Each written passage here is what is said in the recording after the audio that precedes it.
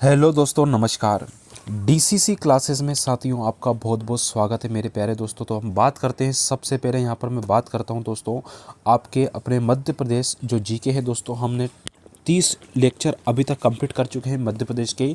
और दोस्तों 30 जो क्वेश्चन मैंने लिए 30 टॉपिकों में 10-10 मिनट के लेक्चर है। आपने अभी तक नहीं देखा है तो बिल्कुल देख सकते हैं दोस्तों। इसकी प्लेलिस्ट में मैं बता दूंगा कहाँ कैसे मिल जाएंगे आपको। यो इसमें जो दोस्तों जो लेवल था आपका, थोड़ा सा एक लेवल के क्वेश्चन थे, जो बड़े लेवल के क्वेश्चन आए, थोड़ा सा जिसको कठिन हम कह सकते हैं वो वाले। और दोस्तों अब मैं करवाने वाला हूं दोस्तों आपके जो सिंपल भी आते हैं और कठिन में भी आते हैं, दोनों प्रकार के दोस्तों आपके क्वेश्चन यहां पर चलने वाले हैं। और जो आज का लेक्चर है दोस्तों, पहले तो आपको ये 30 लेक्चर आप देख लेने हैं दोस्तों, ठीक है।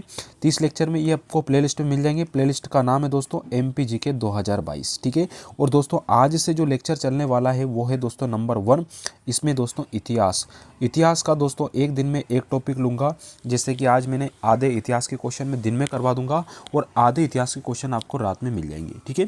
तो एक दिन में पूरा कंप्लीट हो जाएगा टॉपिक आपका अच्छे से, जिसमें सिंपल कठिन सभी प्रकार के जो व्यापम में MPPSC या किसी भी एग्जाम में दोस्तों MP का क्वेश्चन आया है वो सारे क्वेश्चन मैं आपको बताने वाला हूँ, ठीक है।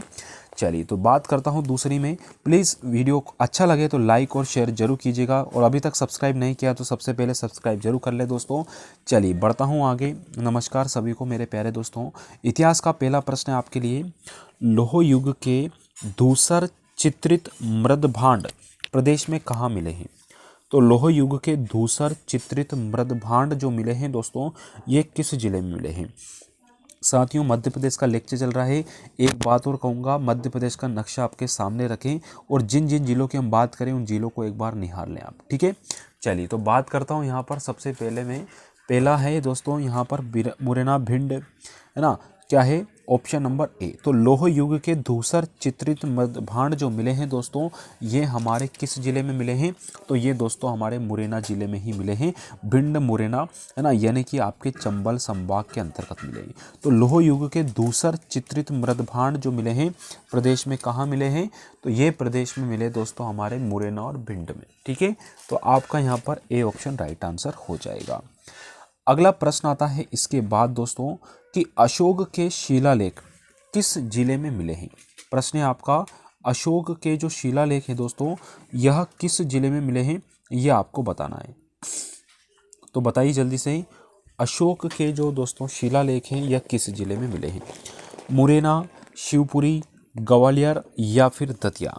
तो इसका जो आंसर होगा, अशोक के शिलालेख दोस्तों, गुर्जरा जो अभिलेख आपने देखा होगा, ये दतिया जिले से मिला है। तो आपका दोस्तों डी ऑप्शन यहाँ पर करेक्ट आंसर हो जाएगा, ठीक है।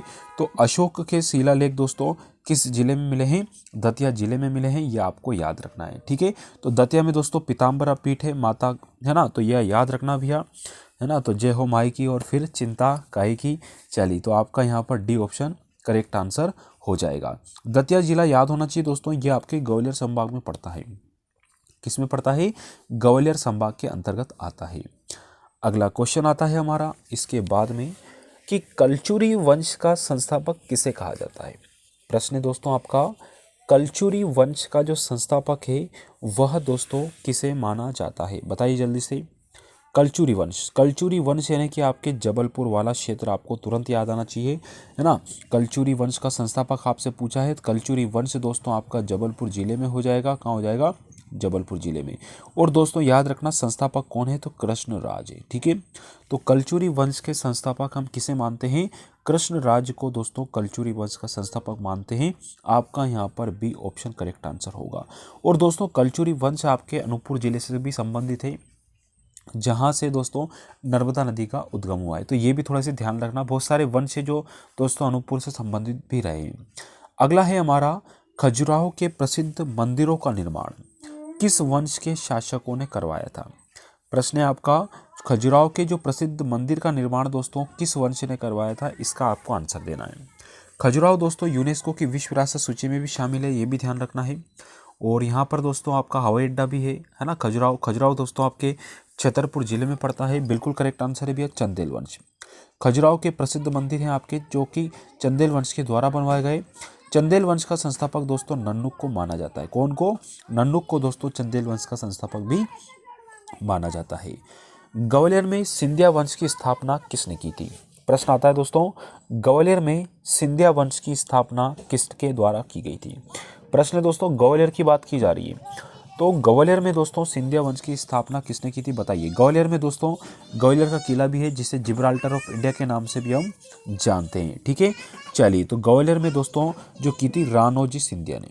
ठीक है, तो ग्वालियर में सिंधिया वंश की स्थापना राणोजी सिंधिया के द्वारा की गई थी। आपका यहाँ पर दोस्तों सी ऑप्शन राइट आंसर हो जाएगा। ठीक है, चलिए, बहुत बढ़िया,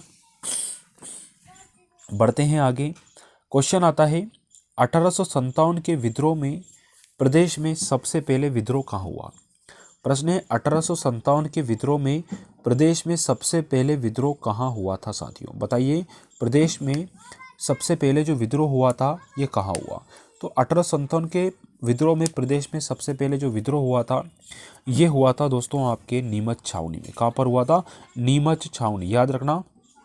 1857 में सबसे पहले जो विद्रोह हुआ था ये नीमच छावनी में हुआ था, नीमच डिस्ट्रिक्ट में। ठीक है, नीमच के पास ही याद रखना दोस्तों एक जिला और है मंदसौर।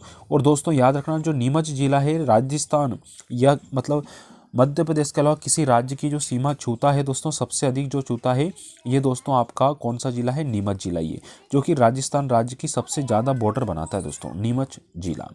ठीक है, क्वेश्चन है अगला, भारतीय राष्ट्रीय कांग्रेस की गतिविधियों की शुरुआत मध्य प्रदेश में कब से हुई थी, बताइएगा।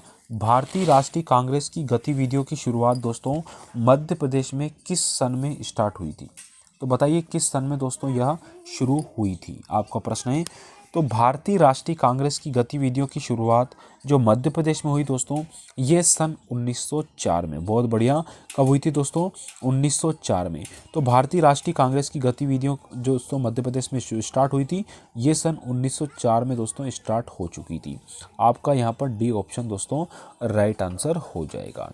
ठीक है, चलते हैं आगे अगले क्वेश्चन की ओर दोस्तों। असहयोग आंदोलन का नेतृत्व दोस्तों किसके द्वारा किया गया। असहयोग आंदोलन का नेतृत्व दोस्तों मध्य प्रदेश में किसके द्वारा किया गया, बताइएगा। तो असहयोग आंदोलन का दोस्तों जो नेतृत्व किया गया मध्य प्रदेश में किया गया, यह किसके द्वारा किया गया था। तो साथियों ये जो किया गया था ये किया था प्रभाकर ढूंढीराज ने। ठीक है, तो असहयोग आंदोलन का जो नेतृत्व है दोस्तों किसके इसमें हुआ, तो प्रभाकर ढूंढीराज के नेतृत्व में हुआ था। आपका यहाँ पर दोस्तों ए ऑप्शन यहाँ पर करेक्ट आंसर हो जाएगा। ठीक है, अगले प्रश्न पे चलते हैं दोस्तों। भोपाल राज्य भारतीय संघ में कब शामिल हुआ, बताइएगा। भोपाल राज्य भारतीय संघ में कब शामिल हुआ था। तो दोस्तों भोपाल राज्य भारतीय संघ में कब शामिल हुआ, तो ये शामिल हुआ था 1 जून 1949 को। ठीक है, तो भोपाल है जो भारतीय राज्य संघ में जो शामिल हुआ ये साथियों 1 जून 1949 में हुआ था। आपका यहाँ पर ए ऑप्शन करेक्ट आंसर होगा। तो भोपाल राज्य भारतीय संघ में कब शामिल हुआ, 1 जून 1949 को दोस्तों ये भारतीय संघ में शामिल हुआ था। ए ऑप्शन आपका करेक्ट आंसर होगा। अगले प्रश्न पे चलते हैं दोस्तों कि मध्य प्रदेश का विभाजन कब किया गया था। मध्य प्रदेश का विभाजन कब किया गया था, बताइए जल्दी से। मध्य प्रदेश का विभाजन कब किया गया।